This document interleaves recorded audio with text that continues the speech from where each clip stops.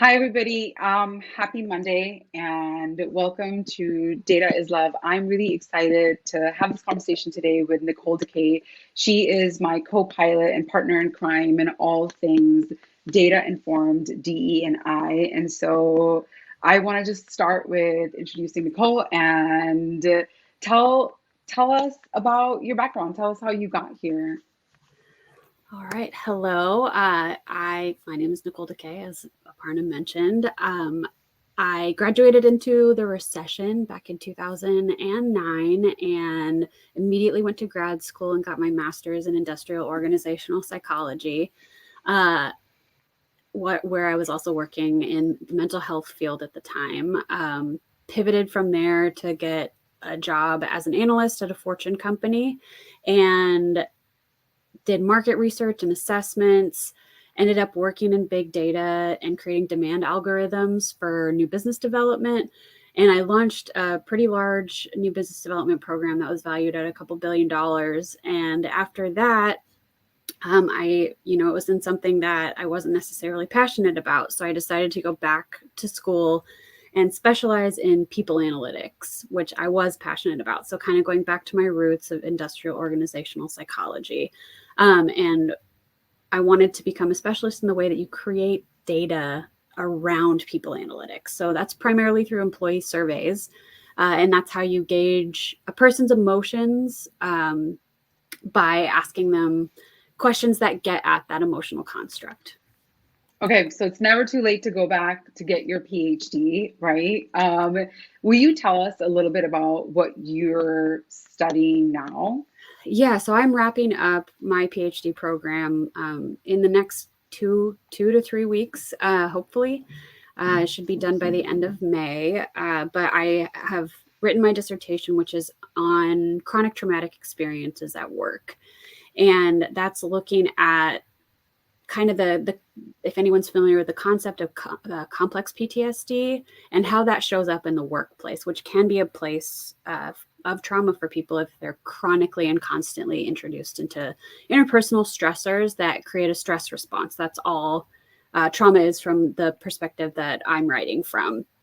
And in that, I also created 3 new scales because a lot of this research has never been done on a broad scale for the workplace. So a new psychological well-being scale that looks at psychological well-being at work, psychological distress at work, which is measuring the symptoms of PTSD that you're experiencing in relationship to your job, and then adverse work experiences, which is a comprehensive measure of the sorts of traumatic experiences that you can have in the workplace, which include these chronic interpersonal ones, as well as a couple of like the large ones that are already regularly studied, like being injured, seeing someone get injured, getting physically assaulted, seeing someone get physically assaulted. Those are like the big ones, but then it's combined with things like being bullied by a boss, being left out by your coworkers, feeling like you're targeted for unfairly for certain tasks that are demeaning. Those sorts of things that get at the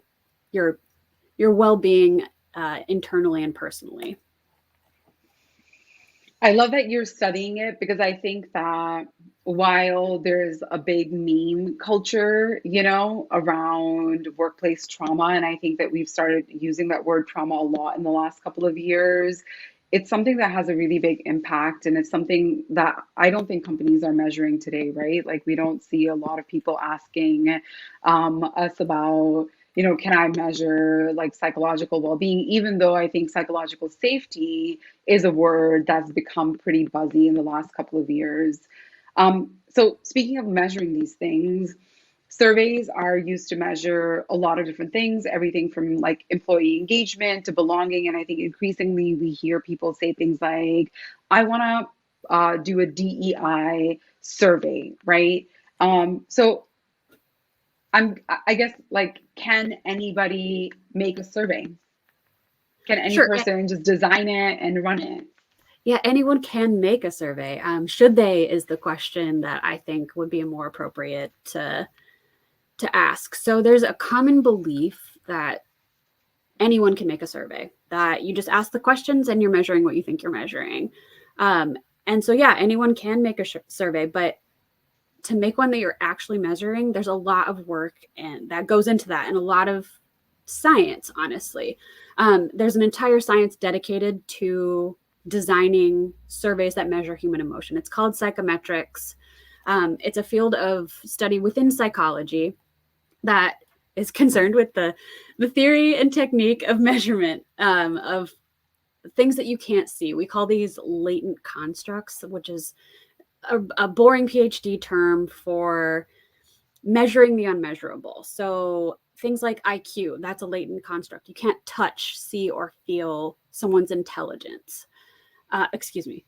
Feel with your hands. Like you might be able to feel it like in your head. You might see that person and think they seem smart, but you're not going to be able to directly measure somebody's IQ. And so we have these imperfect, but close to like measuring the big T truth, or the small t to big T truth, if you will. So that's what we're talking about when we're talking about psychometrics. So it's measuring those introversion, extroversion. That's one that we hear about at work a lot. Employee engagement. All of these are things that we want to know about, but we need to figure out a way to measure it. And so there's also a lot of, there's a lot of error in this stuff. So like measuring human emotions, think at any moment your emotions can change based on something that just happened to you. So if you want to objectively measure this, which a lot of people think, oh, we're measuring employee engagement, it's an objective measure, but something might have happened either to you personally or like on a larger scale that might impact your scores. So like we can never really objectively and perfectly measure something. So like take the statement, I feel comfortable around people. Today I might say, yeah, I feel totally comfortable. I'm going to strongly agree with that. But imagine I just had a really terrible social interaction the day before and someone asks me that question. My answer is going to change.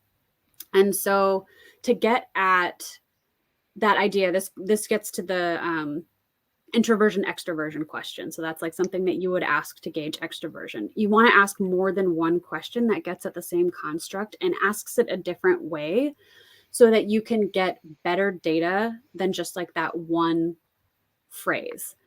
So I may also ask, I'm skilled at handling social situations. That one's less likely to change if I had a really awkward social interaction the day before that made me uncomfortable. I might still think that I'm skilled at that. And so that's how you get closer and closer to measuring humans correctly, is you ask a couple of different questions that's getting at the same thing in order to correctly gauge that construct. All right, so everybody listening is kind of like going back and getting their PhDs just through this conversation. We've covered a lot of like really, I think, academic terms. But I want to switch gears to something that just about everybody's talking about. And Nicole, you know this, people come to us a lot and they ask us about unconscious bias or implicit bias, training around that. And in juxtaposition is this idea that data is objective. Data is not biased. And so while there's lots of other ways of handling situations that could be terribly biased, data is not that. So I'm curious what you think about bias in data. Data is in the eye of the beholder. And I believe that there is bias in almost every piece of data and information that we're collecting. Even things that we think objective, were still collected by someone who has a bias to think that that's important. And so, you'll hear a lot of people talking about like, well, the algorithm figured it out. Well, a human created that algorithm and that human had bias. And so I think it's important to understand there is no objective data out there. We can only get close enough to the truth to feel confident in what we're saying being accurate, but we're never going to get to the full objective truth, especially when we're talking about people. So like data is presented with a lens, data is collected with a lens, it's interpreted with a lens. All of these introduce like bias into your process. And I'm gonna come like show just as a very, very simple example of like how bias creeps into your data set without you even realizing it.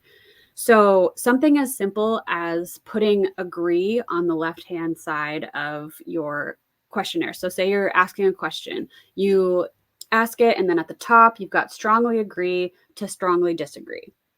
Just by starting with strongly agree, you've introduced more bias into your data set, because there's something called the positivity bias, which people are more likely to rate positive on these sorts of surveys. So like you're more likely to get positive answers than negative.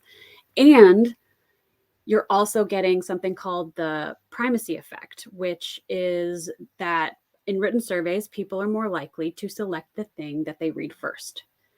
And so you're doubling up on that positivity bias because you've got your positive side in the most prime area. And so just something as simple as that can skew your results. So if you don't put strongly disagree first, you're more likely to get much more positive answers. And so there's tiny things that you don't even know is happening when you're creating and constructing a survey that can change and skew and introduce even more bias into your results than there already exists just by the fact that we're asking humans information. That's wild, right? Because I think most of the time we are really only used to seeing questions in a certain format. They tend to be more positively worded questions. I think that they're definitely, like, I'm thinking about all of the times I've taken different kinds of employee engagement surveys, and literally every single question is positively worded. They're never asking me, yeah, does your boss bully you at work? They're usually asking something like, do you have a good relationship with your manager? And the thing about the scales as well is I think that we're so conditioned to see the strongly agree to a disagree.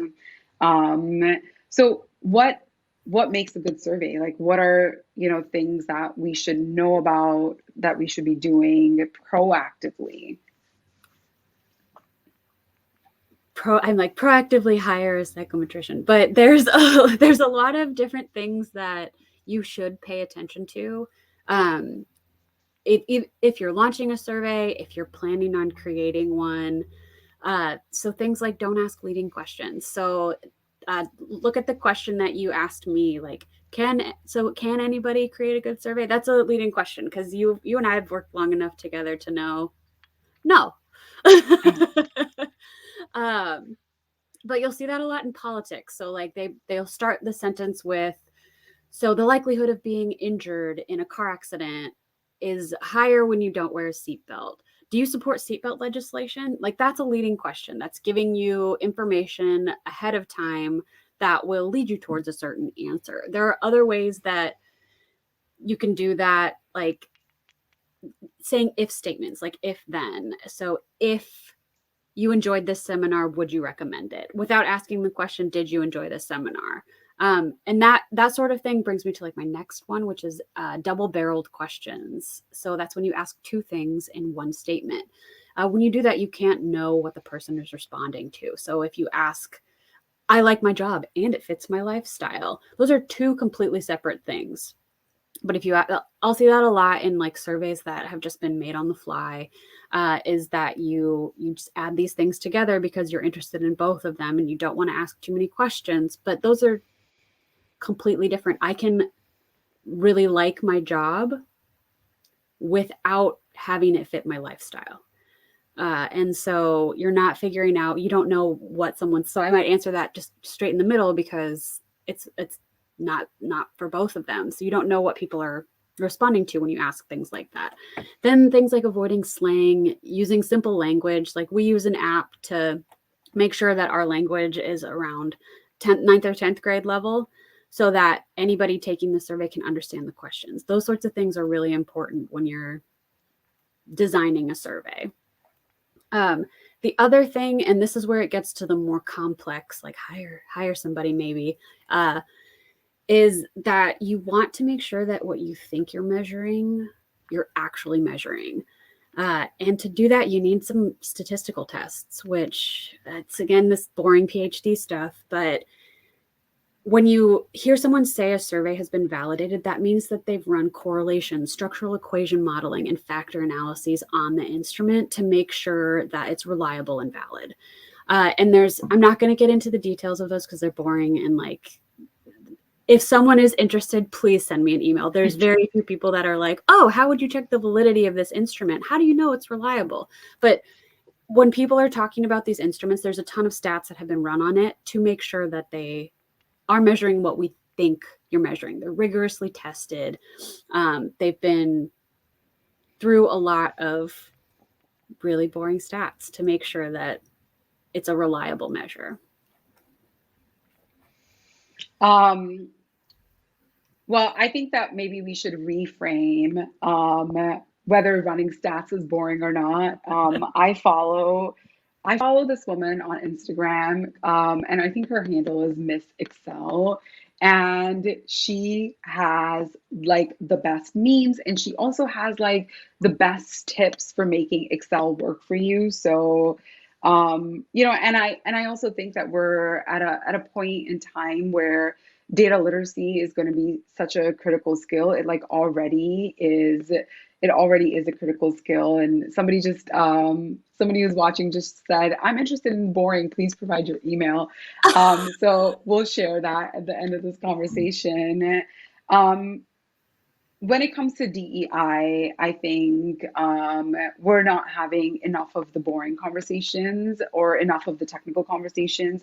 A lot of the conversations we do have are ones around company culture, right? Lots and lots of conversations, especially in the last 2 years, about how can we improve our company culture. And I'm just curious, like, is that something that we can measure reliably?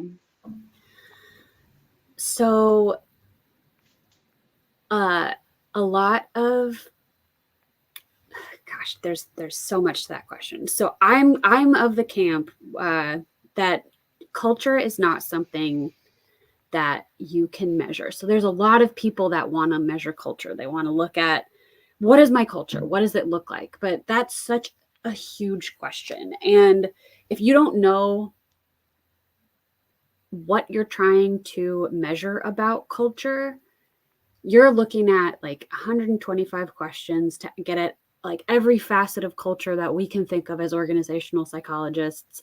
And then you're still not measuring, you're still not boiling the ocean. A lot of times you'll see culture explained as the part of the iceberg that you don't see. The part that like sinks the Titanic is what people refer to as culture. So in the people measurement side of things, we want to talk about climate, which is a culture for what? And it's answering that question like what about culture are we trying to measure? And once you get to that, then you can measure it. You can figure out like what a climate is, things that are rewarded, supported, and expected in the workplace. It's more concrete. So it does allow you to measure it. Whereas culture is like these things that are the underbelly of the organizations. They're unspoken assumptions and deep beliefs about things that are much, much harder to measure. Yeah, there's some really good questions in the chat. And I wanna, I definitely want to ask this question, right, regarding accessibility in data and evaluation. At what point does access or lack of access to the academic research and expert knowledge become a barrier? What so this is like not only are these double barrels questions, they're like all the barrels. Like we've got, um, what should DEI groups without that access or resource do? Yeah. So I feel passionately about like the reason I wanted to go back to school and do this sort of work is because of exactly what you're talking about. There are so many barriers to high quality organizational science. A lot of these surveys that I'm talking about, people have to pay for. So like if you want to take an engagement survey, you're going to have to pay per head. If you want to take a climate survey, you're going to have to pay per head. And a lot of the fees can get exorbitant and very hard to deal with. And when you're working with small organizations, not for profits, those sorts of things, it makes it almost impossible to do. And I'll also say there are a couple of ways around that problem. I'm gonna do a quick pitch for my favorite book in the world. This takes a little bit of money, but there's this book called Taking the Measure of Work, and it has just hundreds and hundreds of pages of assessments that are validated for you to use in the workplace, that an author went through the process of getting permission so that people could use them for measuring certain things. It doesn't get it like a climate for DE&I. It doesn't get it like the specific measures if you want to hire an expert, but yeah, it can make it very, very difficult to do that. And this access problem is something that like Aparna and I feel passionately about, because it does get in the way of being able to accurately measure things in the workplace that matter to people. Yeah. And I think, Nicole, we talk about this all the time. Like there's access to like really awesome, high quality tools that are either free or affordable, that were like tested on diverse populations and not just, middle class white kids in universities. And then I think that there is like the having access to data that's been collected and shared. And, even though there's so much data in the world and organizations are often collecting a lot of it, they're not sharing it with people that need it to make decisions. Yeah. Well, and even in the validation world, we say validated for what? And so for what population, for what purpose is the tool that you're looking at? Is it going to measure what you think it is for the same purpose that that person validated it for? And so what you talked about is another huge problem with a lot of the measurement tools that we have out there, because for a long time, so take leadership, for example, like a lot of our leadership research is old because we think leadership doesn't change much, but most of that research has been done traditionally on white men. And so these measures that we have of like what is good leadership tends to be what is good leadership among white men. So yeah, it gets hairy, even when you're in the good stuff, the stuff that is validated. You still have to ask the question, validated for what? Because if you're looking for a measure on good leadership today, that definition might have changed in the last 3 years. Yeah. Okay, so I want to pivot just a little bit. I know that you're going to give us some like pointers on how to create good or maybe better surveys. I don't want to use the word good, but can we talk quickly about the difference between like surveying an employee voice and employee listening? And this is another like leading question that I think gets to the heart of data in organizations, and organizations have access to a lot of data, and they have lots of employee listening tools that aren't necessarily the same as employee voice and surveying. Yeah, so I specialize in employee voice. I believe that in order to gauge your workforce, you need to ask them questions. You're not going to figure out how satisfied someone is with their job by staring at their camera and like analyzing their facial features. That's excuse me, that's a hack science that is so invalid and so wrong on so many levels. And so that's my perspective, is like that. I come from psychology. You can't measure the internal without asking the questions, and knowing and understanding that when I ask those questions that I'm not getting a complete and accurate measure. But there's a new-ish, I would say it's gaining a lot of traction in like the last decade, of employee listening tools, which is different. So it's, instead of asking how you feel, it's using email, phone calls, IMs, meetings, those sorts of information to gauge things like engagement. And that's actually the reason why I saw a presentation on this 5 or 6 years ago at the annual Industrial Organizational Psychologists Conference, which is coming up next week, or this week. It's at the end of this week. It was a presentation by a large telecom company that was talking about using these sorts of listening tools. So culling emails, culling IMs, culling phone calls, using like certain NLP, so like natural language processing and words, to figure out who are the people that they should target for keeping at the company. And when I was watching this, I was like, wow, this is kind of, one, this is scary. I stopped at the time. I was working at a Fortune company. I was like, I'm not using my phone anymore. I'm not using IMs anymore. Like, this is terrifying. But also it made me worry about the sorts of bias. We talk about bias again that gets introduced into this. And so we know that men are more likely to reach out to people in higher positions than a female would. And so if they're not building in controls for this sort of data analysis, it's very easy to just say like, oh, then we should just be keeping these people that fit these certain characteristics that are going to introduce some sort of disparate impact. And so, and I don't think there's anything that would get you in legal trouble for like promotions inside of a company. There's things you can get in trouble for, like with hiring.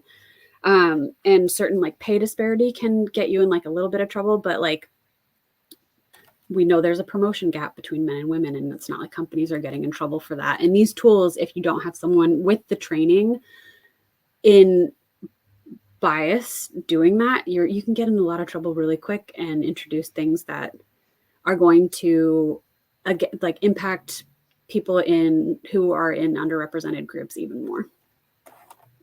Yeah, we need more DEI practitioners, like being trained as data scientists and psychometricians, right? And I remember at one point last year you said, well, there are only a few thousand psychometricians that like in the whole of the United States. And I think it's safe to assume that like half of them work at Amazon and the other half of them work at Culture Amp.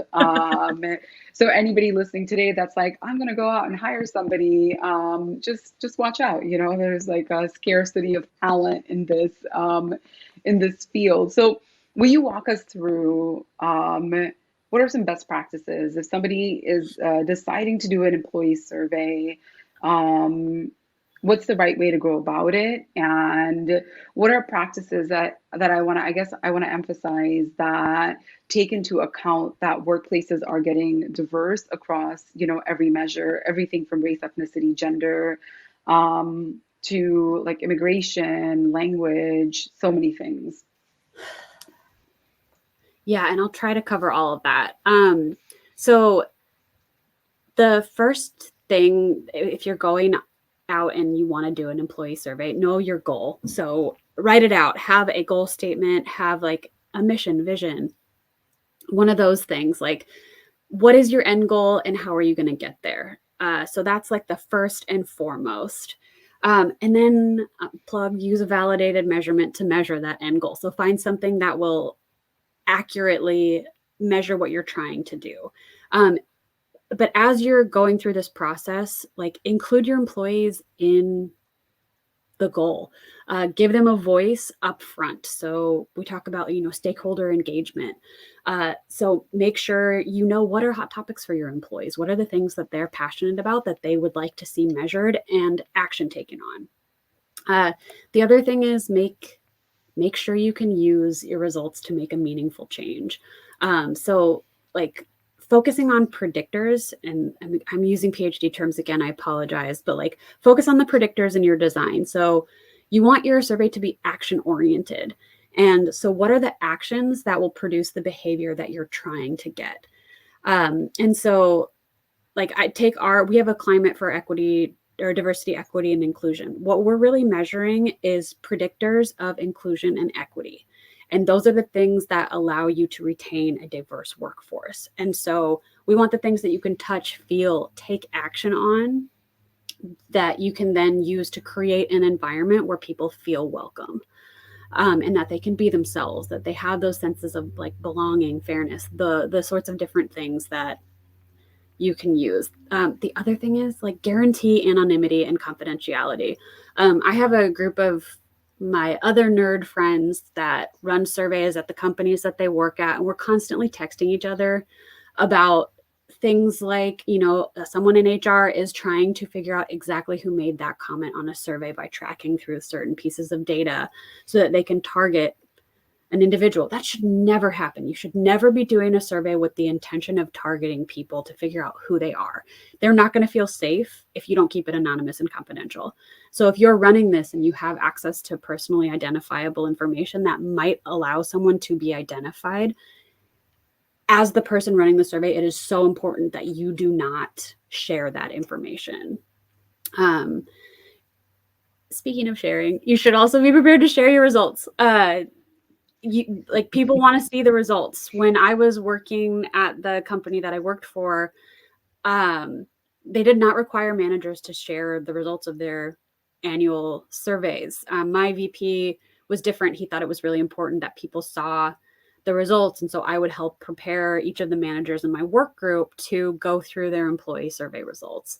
But that was not a standard until I was at that company for 7 years. So until about 7 years after, the business unit I was in made it mandatory for everyone to share. So like at the CEO level of that business unit, they made it mandatory. But like no one trusted that survey, and you would see it in the comments like, oh, you're never going to do anything with this. So why am I even answering? Because there was no accountability for it. You need to create accountability in the process so that your people know that they're not being surveyed for no reason, that they're like, imagine being asked for your opinion and then getting it completely disregarded. Nobody feels good about that. Well, I think that if you had an Asian mom, you 100% know what that feels like when your opinion is asked for, and then your mom just kind of does whatever they think is the best thing to do. So Middle Eastern companies, mom too. Yeah, totally. so companies don't behave like Asian moms. They do a lot of amazing things, but then they also kind of do whatever they want. Um, I have sort of two last questions, and one is how often should people be surveyed, and like top two or top three takeaways for anybody that's listening today.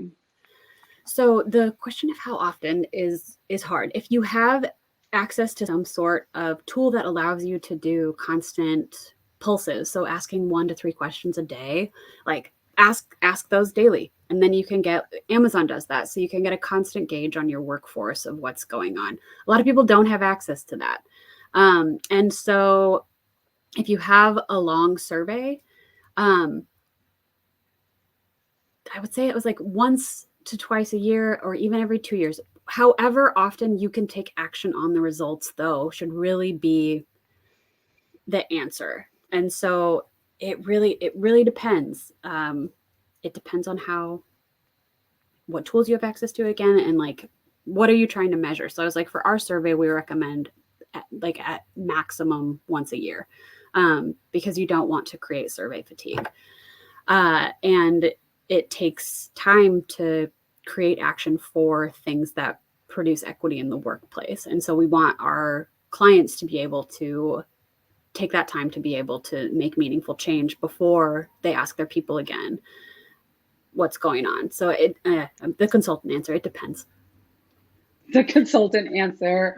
All right. So I mean, my sort of biggest takeaway, from our conversation is like when possible, hire experts, right? And I suppose like make a case with leaders to hire out for certain kind of expertise so you get data that you can do something about, and like only go out and collect employee voice data when you're prepared to take action. Otherwise, it just makes people feel like you're asking them a lot of questions and sort of doing nothing about it. Anything else? I'm like, I'm going to say also, if you need to understand demographic information, ask the question. There's a lot, and this is different than what a lot of psychometricians will recommend. I come from the camp, especially working in DE&I, if you don't ask the question, you don't know what you're missing the answer to, especially when it comes to demographics.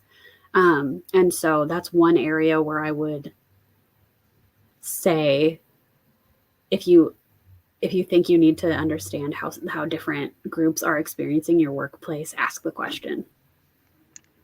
Yeah. Yeah.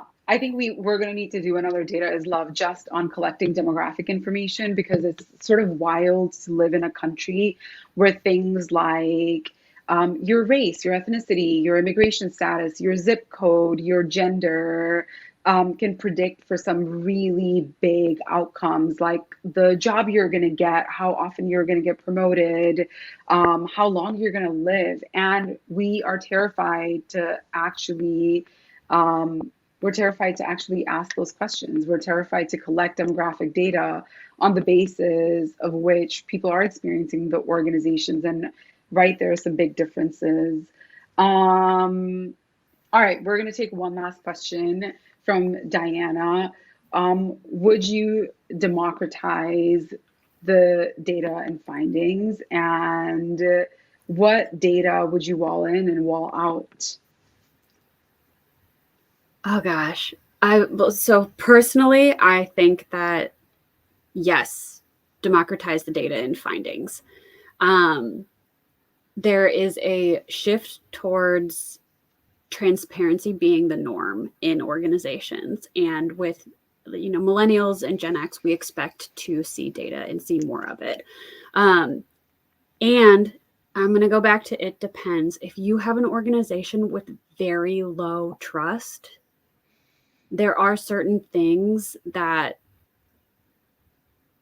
may make people feel like you're not creating that wall of confidentiality and anonymity that you would want to wall in. But we come from the perspective that, yes, you should share the information. Employees should be able to see the information that they need to advocate for change. And employees cannot advocate for change if everything's hidden behind HR. So this is Nicole and Aparna philosophy. It does depend on the organization you're working on, though, because I don't think that response would work everywhere. Yeah. Yeah, I mean, like trust is so important when sharing information. And I think at the end of the day, like you and I believe that all of this should be really transparent and really not only just inside of organizations, but outside of it. Because I don't want to apply for a job at a company and, 3 weeks in, figure out that it's kind of a toxic environment that's not good for women of color, or not good for people who speak English as a second language, or any facet of our identities. And so, yeah, I mean, we're definitely in the camp of democratizing employee engagement, employee voice data. So, all right. On that note, we're going to wrap. Nicole, thank you so much for joining me. And thanks to everybody that watched. We're going to be back next week. And next week, we're going to carry this theme of employee voice data, but we're going to be chatting with somebody that sort of measures things like promotion velocity and some maybe more hard points of data, not the squishy things, and how they use that to make promotions and progress equitable for employees of all demographic groups. So thanks, everybody. Have a great day. We'll see you next week.